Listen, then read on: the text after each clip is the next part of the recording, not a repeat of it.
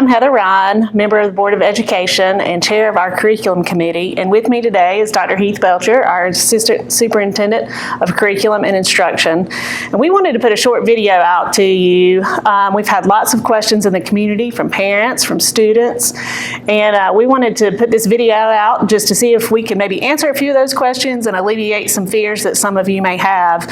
So I'm going to ask Dr. Belcher, instruction is certainly something that everybody's talking about. It's on everybody's mind, and this new remote learning that we're all going to. If you will, tell parents how you're working and your staff is working to make sure that students are getting what they need, maybe to go on to the next grade level or the next English or math class and that sort of thing. Absolutely. So when we're looking at remote learning, really taking into consideration 5 essential characteristics. And those characteristics is that the learning is accessible by all of our students and recognizes the diverse learners that we have.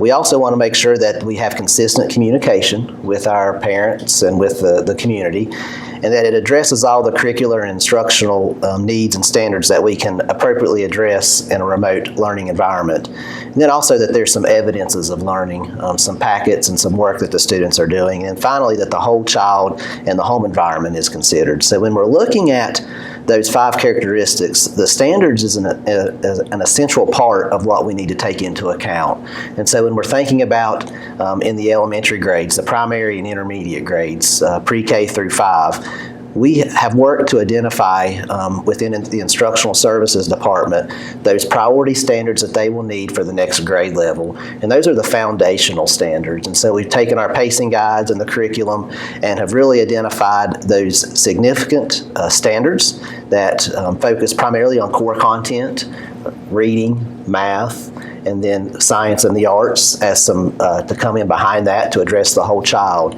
Then when we're looking at our middle grades, the same process. We're really looking then at making sure that the foundational skills are still there, but then that there's a maintenance of skills and that growth continues and that a student doesn't fall behind.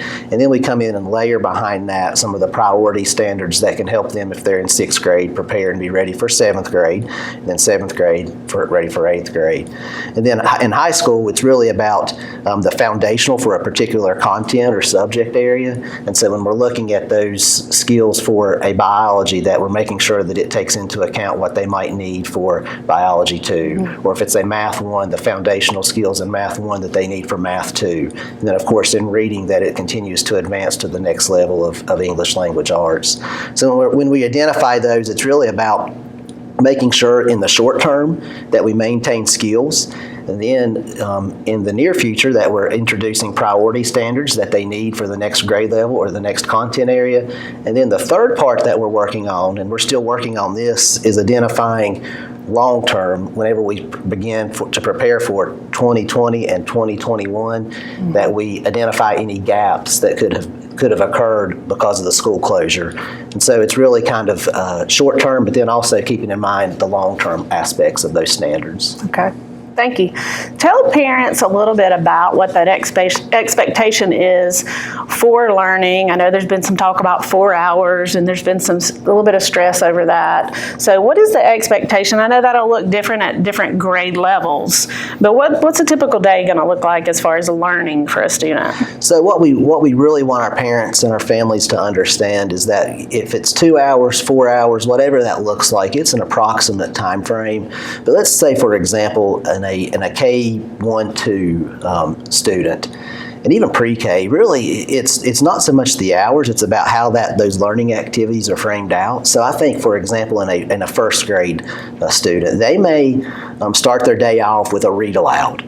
For 30 minutes in a conversation about that read aloud, or some calendar time where you talk about the days of the week and you do some skip counting and just some fun, engaging activities to start the morning off. Then after that, maybe another 10 or 15 minutes of some basic math skills. And then by then you're looking at around an hour. You might take a break at that point, and we're getting mid-morning, and that might be a time for some exercise or some free play, some structured play for the child. And then just before lunch, there may be another kind of art activity or something like that that's hands-on. Then after lunch, maybe come in and do some more focused math skills for a half hour or so. and then close out the afternoon with another reading or writing activity about their day or some kind of reflective activity.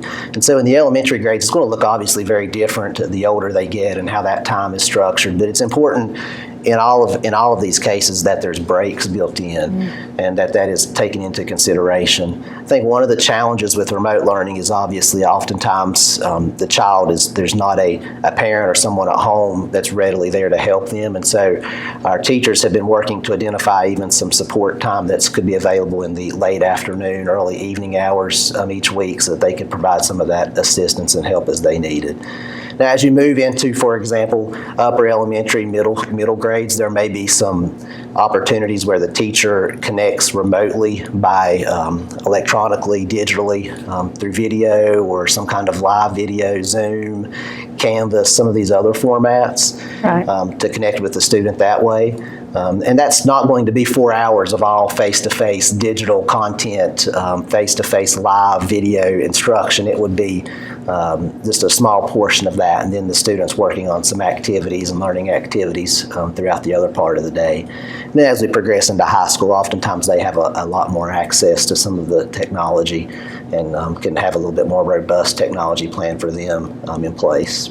Okay. I think one thing that's really important for parents to understand, we also want to emphasize the whole child. And so the academic needs is just one part of it, but we also want to make sure that the parents understand we still want them to be able to have some peer and social interaction. So I think our parents need to consider the opportunities that they have to connect with their friends remotely as well, through teleconference or a Zoom meeting. Also with the arts part of that, and with the music or the band and some of the artwork that they can do. That can all be included in part of that instructional hours that we're trying to have our students and encouraging our students and teachers to maintain during the closure. And so when we're looking at the whole child, it's not just about the core academic areas. It also does extend into some of the extracurricular activities that they're so accustomed to as well. Right. Last question I have for you, obviously the biggest question that people have is about grading and of course about our seniors. I know new information is coming daily from the state, but tell us what you know so far about all that. Sure. So the state board has provided some guidelines and recommendations regarding grading, and when we're really looking at the good thing for Lincoln County is because we're on the innovative year-round calendar, we have finished up the third quarter grades. So we were 3/4 of the way through with the curriculum and with getting grades. And so that put us in a little bit of a better position maybe than some of our surrounding districts about how to navigate the grading issue. What we have done right now essentially is the grades that we closed out third quarter on March the 13th, and so we were able to kind of hit pause for now and then to come up with how our remote learning would look, and that's where those learning packets and the digital content that has been shared out. And so now that we have that information and kind of know what that looks like, we can look at that as evidences of learning to evaluate the growth that a student has made.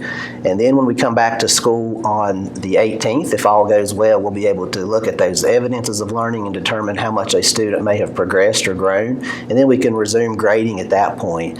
And so we'll be able to sit down and look at from May 18th to the end of the school year where the student is academically and determine what grades might look like for that fourth quarter at that point.